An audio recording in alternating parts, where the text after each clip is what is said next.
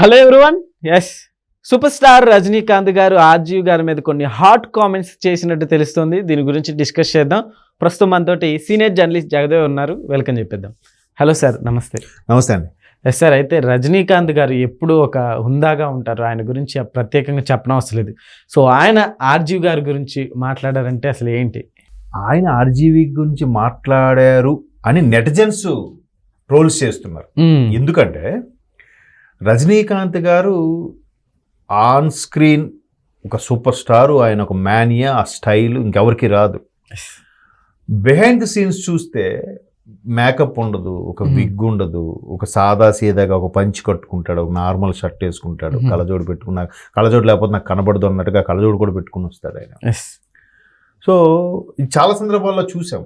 Even NTR గారి 100వ జయంతోత్సవం సంబంధించి వచ్చినప్పుడు కూడా చాలా సింపుల్గా వచ్చి మాట్లాడారు. మాట్లాడిన తర్వాత అప్పుడు వైసీపీ ప్రభుత్వం వాళ్ళకేమనిపించిందో, అక్కడ చంద్రబాబు నాయుడిని పొగిడితే ఇప్పుడు వీళ్ళని ఏం అనలేదుగా, వైసీపీని తిట్టలేదు, జగన్ ఏం తిట్టలేదుగా. వీళ్ళు ఫీల్ అయిపోయి ఎవరు కొడాల నాని లాంటి వారు, ఈడెవడో సీకేసిన తాటిటెంకలాగా ఉంటాడు, అదేం మాట అండి, సీకేసిన తాటిటెంకలాగా ఉంటుందంట ఆయన ఫేసు. అది రజనీకాంత్ గారి రేంజ్ ఏంటండి అంటే కడుపు మంటతో, అక్కసతో, ఓర్వలేనితనంతో అన్న మాటలు కానీ, అయినా కానీ ఆయన ఏం పట్టించుకోలే. కానీ జైలర్ ఆడియో ఫంక్షన్కి వచ్చి ఇట్లా ఏంటది చెప్పాడు, మొరవని కుక్క లేని ఊరు లేదు, చాడీలు చెబుతూ బతికే మనుషులు లేని ఊరు లేదు, ఈ రెండు లేదు, చాడీలు చెబుతూ బతికే మనిషి లేడు, మొరగని కుక్క లేదు, ఈ రెండు ఉన్న ఊరే లేదు, ఈ రెండు లేకుండా ఉన్న ఊరే లేదు అని చెప్తూ అర్థమైందా రాజా అని లాస్ట్లో అన్నాడు అనమాట. అప్పుడు వీళ్ళకి కౌంటర్గా ఇచ్చాడని నెటిజన్స్ వాళ్ళు ఫీల్ అయ్యి రజనీ గారు ఫ్యాన్స్ అందరూ కూడా అలా చేశారు. ఎందుకంటే ఎక్కడ ఆయన స్టార్డమ్ ఏంటి, ఆయన ఇమేజ్ ఏంటి. ఎందుకంటే రామ్ లక్ష్మణ్ గారు ఒకసారి చెప్పారు, సార్ ఒక ఏదో సినిమా ఫైట్కి సంబంధించి రజనీ గారు లోపల కార్వాన్లో ఉన్నారు, ఇలా ఎక్స్ప్లెయిన్ చేయండి అని దర్శకుడు చెప్తే వీరు అన్నదమ్ములు ఇద్దరు వెళ్ళారంట. లోపలికి వెళ్ళేసరికి ఎలా ఉన్నాడట, సింపుల్గా ఒక పంచి మీద ఒక షర్టు, చేతికి ఉంగరాలు, వాచీలు కూడా లేవంట. ఒక మామూలుగా చూస్తే ఒక 70 ఏళ్ళు పైవాడు ఎలా ఉంటాడు, ముసలివాడిలాగా, ఆ ముసలివాడిలాగా ఉన్నాడట. వీళ్ళు చూసి సార్ ఎట్లా ఉంది, మీరు అలా దిగుతారు, ఇప్పుడు కొడితే అక్కడ పడతాడు అని అంటే, సరే సరే అలాగే చేద్దాం, మీరు నేను మేకప్ వచ్చేస్తాను అన్నాడట. వీళ్ళు అనుకున్నట్టు మనం ఎంత కష్టపడి కంపోజ్ చేస్తాం, రజనీ గారు ఫస్ట్ సినిమా యాక్ట్ చేసినప్పుడు, అంటే వీళ్ళు ఫస్ట్గా యాక్ట్ కంపోజ్ చేసినప్పుడు ఈయనకి సరిగ్గా చేయగలుగుతాడా లేదా అని అనుకున్నారంట. అరగంట తర్వాత మేకప్ దిగాడటబ్బా. రామలక్ష్మణ్లో కంపోజ్ చేసింది 10 ఎంత అనుకుంటే దాన్ని ఎంత చేసి చూపించాడట. That is Rajani. అంటే ఆ ఏజ్లో అంత స్టైలిష్గా, అసలు నిజంగా మహానుభావులు ఊరికే అవ్వరు సార్ ఆ స్టార్ ఇమేజ్. రామలక్ష్మణులు మేము ఎంత తప్పుగా అనుకున్నాం, ఇప్పుడు మీ సభాముఖంగా చెప్తున్నాం సార్ అని చెప్పి ఇద్దరు లెంపలేసుకుని మరీ చెప్పారు. అది రజనీ మానియా అంటే కదా. సో అట్లాంటి రజనీ ఒకసారి సందర్భం రోబో సినిమాలో కూడా రాజస్థాన్ అక్కడ షూటింగ్ అవుతుంటే ఇద్దరు మాట్లాడుకుంటున్నారంట. ఎవరు హీరోయిన్, ఐశ్వర్య, హీరో ఎవరంటే ఆ పక్కన ముసలుగా ఉన్నాడు కదా బ్లాక్గా, ఆయనే అనేది ఏదో ఇది మాట్లాడుకుంటున్నారు. ఏంటి ఇప్పుడు ఆయన ఏదో చేస్తున్నాడు, ఐశ్వర్యకైనా బుద్ధి ఉండొద్దా, ఆ ముసలోడితో హీరోయిన్గా చేస్తాడా అని వాళ్ళిద్దరు మాట్లాడుకుంటుంటే ఆ విషయం ఈయన విన్నాడట. విని రోబో ఆడియో ఫంక్షన్లో చెప్పారు ఆయన రజనీ గారు స్వయం. అంటే అంత నిరాడంబరంగా ఉంటాడు ఆయన. సో ఇది ఇట్లాంటి వ్యక్తి ఈ సందర్భం రామ్ గోపాల్ వర్మకి రజనీ గారు కౌంటర్ ఇచ్చారని ఎందుకు అనుకుంటున్నారంటే, ఈ మధ్యన ఆర్జీవి కూడా ఓపెన్గా, బాహాటంగా, ధైర్యంగా చెప్పేస్తుంటాడు కదా ఆయన, రజనీ ఏముందిలే ముసలివాడు ఏదో స్టైల్స్ చేస్తాడు అన్నట్టుగా ఏదో కామెంట్ చేశాడు. సో దాన్ని వేల్పరి అని ఒక బుక్ ఒక రచయిత రాస్తే దానికి సన్మాన సభగాను దాని ఆవిష్కరణకు గెస్ట్లుగా వచ్చారు. ఆ వేల్పరి చాలా మంచి విప్లవ భావజాలంతో ఉన్న ఒక పుస్తకం అంట.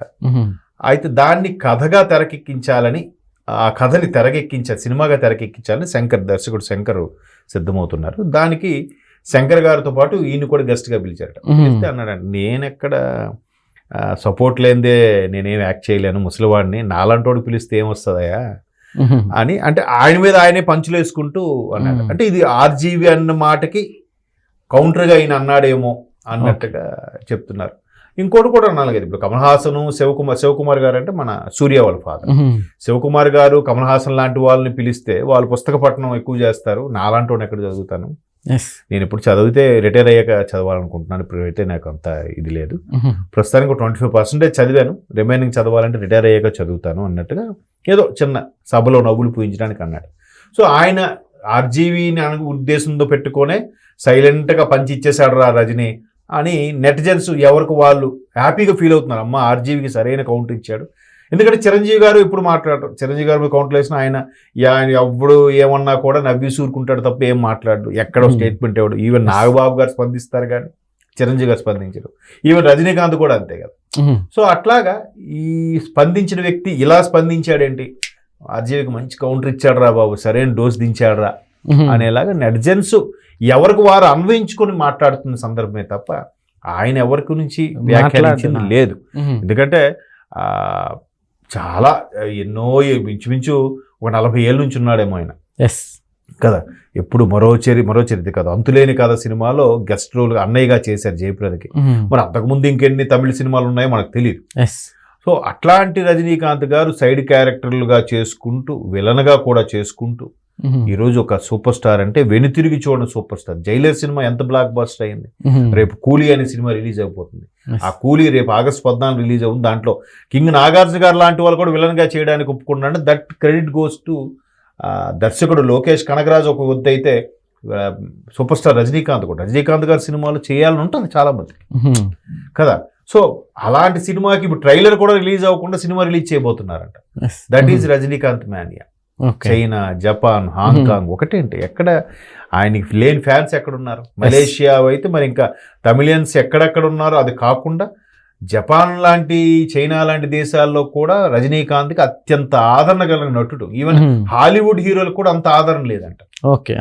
కూలీ రిలీజ్ అయితే ఇప్పటి వరకు ఉన్న ఇండియన్ రికార్డ్స్ అన్ని కూడా తుడిచిపెట్టిపోయే సందర్భం ఉంది. ఇప్పుడు దంగల్ రికార్డు గొప్పేముంది, అత్యధికంగా మాట్లాడే హిందీ భాష అది అమీర్ ఖాన్ కదా. మొదటి నుంచి హిందీ వాళ్ళు మనకు తెలుసు కానీ మన సౌత్ లో ఉండే హీరోలు నార్త్ లో ఎంతమందికి తెలుసు? అప్పట్లో తెలియదు. ఎందుకు? హిందీ ప్రాంతీయ ఏదంటే దేశ భాష, జాతీయ భాష అని రుద్దేశారు. యాక్చువల్గా జాతీయ భాష కాదు. కాబట్టి ఎక్కువ మంది మాట్లాడే భాష కాబట్టి, క్యాపిటల్ కూడా అక్కడే ఉంది కాబట్టి వాళ్ళ ఆ రుబాబుతో వాళ్ళకు నెట్టుకొచ్చేస్తున్నారు వాళ్ళు. సో ఇప్పుడు అలా కాకపోయినా ఇప్పుడు మన సౌత్ వాళ్ళ సినిమాలే హిందీ వాళ్ళు ఎవరో తెలియకుండా పోయాయి. సౌత్ సినిమాలు వచ్చిన తర్వాతే Indian cinema, pan India cinema పోయి ఇండియన్ సినిమాగా వచ్చిందిగా. అలాగే ఇండియన్ సినిమాగా వచ్చిన వాళ్ళలో ఒక రజనీకాంత్, ఒక కమల్ హాసన్, ఒక చిరంజీవి గారు అని చెప్పాలి. అంతే కదా. వీళ్ళు వచ్చిన తర్వాతే పాన్ ఇండియా స్థాయిలో సినిమాలు వచ్చాయి. అప్పట్లోనే మీ సోషల్ మీడియా ఎంత లేకపోయినా కానీ అది గొప్పతనం కదా. ఏముంది 20 రాష్ట్రాలు హిందీ మాట్లాడితే మేము హీరోలుగా వచ్చేసామని అంటే, సౌత్లో చేసిన డ్యాన్స్లు కానీ, సౌత్లో చేసిన సెట్టింగ్స్ కానీ నార్త్లో ఎప్పుడు చేశారు? కాకపోతే అందరూ వాళ్ళందరికీ అప్పుడే చిన్న చిన్న ఆర్టిస్టులు కూడా పద్మశ్రీలు, పద్మభూషణులు ఇచ్చేశారు. మన దగ్గర ఉన్న చాలా మంది సీనియర్ ఆర్టిస్టులు చనిపోయారు కూడా, వాళ్ళకి ఈ రోజు కనీసం పద్మశ్రీ కూడా ఇవ్వలేదు. జానకమ్మ గారికి మొన్న ఇచ్చారంట ఒక 3 ఏళ్ల కింద పద్మశ్రీ, అందుకే ఆవిడ రిజెక్ట్ చేసింది. జానకమ్మ లాగా మిమిక్రీ చేసే సింగర్ ఎవరైనా ఉన్నారా ఇండియాలో మొత్తం మీద? మరి ఇన్ని రోజులు కనబడలేదా వాళ్ళకి? కాబట్టి అది మొదటి నుంచి ఆ తొక్కేయడం అది ఉంది. సో బట్ అందుకే ఇప్పుడు మన వాళ్ళు మన స్టార్ చూపిస్తున్నారు, మన సినిమాల మీద వాళ్ళు ఆధారపడుతున్నారు, ఈవెన్ బాలీవుడ్ వాళ్ళు కూడా. సో రజనీ గారు ఇప్పుడు అనుకుగానే ఉంటాడు. ఆయన ఒక పని చేసినా కూడా దాన్ని 100 రకాల అర్థాలు తీసుకొని ఎవరికి వాళ్ళు అన్వయించుకొని అబ్బా ఆర్జీవికి మంచి కౌంటర్ ఇచ్చాడరా అనుకుంటున్నారు కానీ ఆయన ఎవరిని పట్టించుకోరు. That is superstar Rajini. Okay sir, thank you.